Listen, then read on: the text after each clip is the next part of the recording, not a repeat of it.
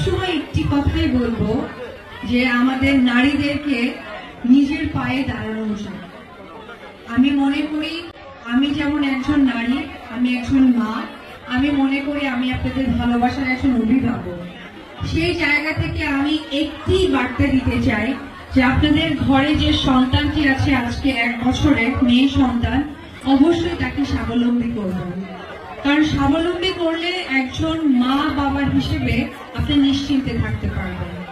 কারণ আমরা জানি না কার ভাগ্য কি রকম, আসলে সেই মেয়েটা সুখী হতে পারবে কিনা বা তার সুখ খুঁজে পাবে কিনা। তো আমি মনে করি যে মেয়েদেরকে স্বাবলম্বী হওয়াটা ভীষণ ইম্পর্টেন্ট। সেটা ছোটবেলা থেকেই যদি আমরা মারা গড়ে তুলি বা পরিবার থেকে সেই মেন্টালিটি গড়ে তুলি, এটা আমাদের জন্য সবচেয়ে বড় একটা লার্ন হবে বাচ্চাদের জন্য। আমরা যেমন সকালে উঠে বলেই বাচ্চাকে স্কুলে পাঠাই, আমার মনে হয় আমরা প্রত্যেকটা মা সকালে উঠে বিশেষ করে মেয়েদেরকে জন্য স্পেশালি বলি যে তুমি স্বাবলম্বী হও, স্ট্রং হও এবং সামনে তোমার সবসময় বিপদ থাকবে, সেখান থেকে নিজেকে সামনে এগিয়ে নিয়ে যাওয়া, এই লার্নিংটা যেন আমরা অবশ্যই মা হয়ে সন্তানদেরকে দিতে পারি। এটা আমাদের জন্য অবশ্যই প্রতিজ্ঞার একটি জায়গা হয়। আর পাশাপাশি ভেরি কংগ্রেচুলেশন, কারণ হয়তোবা এখানে অনেকেই যারা আজকে ট্রেনিং করেছেন, হয়তোবা কয়েকবার কোথাও ট্রেনিং করেছেন, হয়তোবা কেউ এখানে নতুন ট্রেনিং করেছেন। যারা নতুন করেছেন তাদের জন্য কংগ্রেচুলেশন, যারা করেছেন তাদের জন্য কংগ্রেচুলেশন। এই কারণে যে আপনারা ব্যবসায়িক জায়গা থেকে একটা মেয়ে নিজেকে স্ট্রং করছেন, স্বাবলম্বী করছেন। আমি নিজেও পার্লার ওনার, আর আমাদের মেয়েদের সবচেয়ে একটা বেনিফিট হচ্ছে আমাদের আইডল আমাদের মা। আমাদের মুখে আমরা যে নায়িকাকে দেখে বড় হই, যে নায়িকার সাজ দেখে আমরা বড় হই, সেই নায়িকাটা কিন্তু আমাদের মা।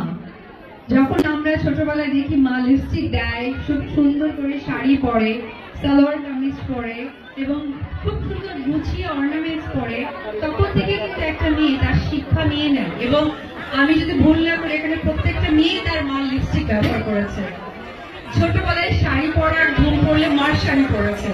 তো এটা মেয়েদের জন্য অনেক বড় একটা শিক্ষা মার কাছ থেকে। আর সেই সাজ হয়েছে সবচেয়ে বড় ব্যবসা মাধ্যম।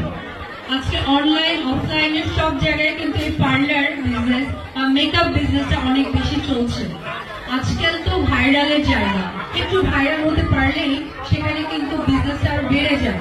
তবে আমি ভাইরালের ক্ষেত্রে একটি কথা বলবো, সেটা যেন পজিটিভ ভাইরাল হয়। কারণ সব শেষে আমাদের কিন্তু সম্মানটা পরিবারকেই বয়ে নিয়ে যেতে হয়, অন্য কাউকে না। তো সকলের জন্য অনেক শুভেচ্ছা, শুভকামনা। এবং এখানে অনেক চ্যানেল এবং আমি ইউটিউব চ্যানেলকে চ্যানেল হিসেবে আখ্যায়িত করবো, কারণ তাদের খবরও কিন্তু প্রচারণা হয়, বিধায় কিন্তু যে ভাইরাল কথাটা যে অ্যাড হয়েছে, যদিও তাদের হয়তো বা সেই যুক্তিসঙ্গত পেপারস নেই, কিন্তু আমি মনে করব প্রচারণাটা তাদের মাধ্যমে কিন্তু অনেক দূর এগিয়ে যায়। তো যারা সাংবাদিক ভাইরা আছেন ইউটিউব এবং চ্যানেল, তাদের কাছে আমি কৃতজ্ঞতা জানাই। সঠিক তথ্য পৌঁছে দিবেন, সঠিক বিবেচনা করবেন, কারণ আমরা আপনাদেরই মতো মা বাবা ভাই বোন পরিবারের একজন। সবাই ভালো থাকবেন। এগেইন আপনাদেরকে কংগ্রেচুলেশন। আসসালামু আলাইকুম।